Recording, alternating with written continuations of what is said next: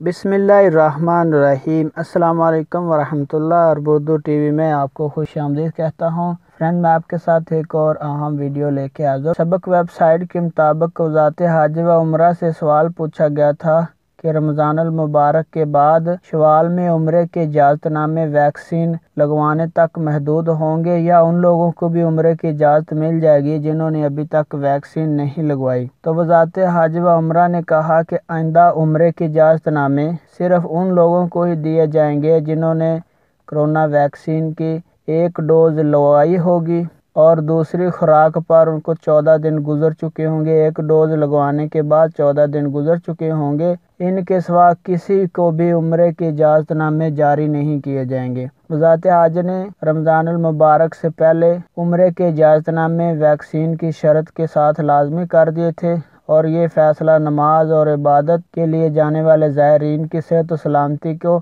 یقینی بنانے کے لیے کیا گیا تھا۔ تو فرینڈ، یہ اہم اپ ڈیٹ تھی جو میں آپ کے ساتھ شیئر کر رہا تھا۔ السلام علیکم ورحمۃ اللہ۔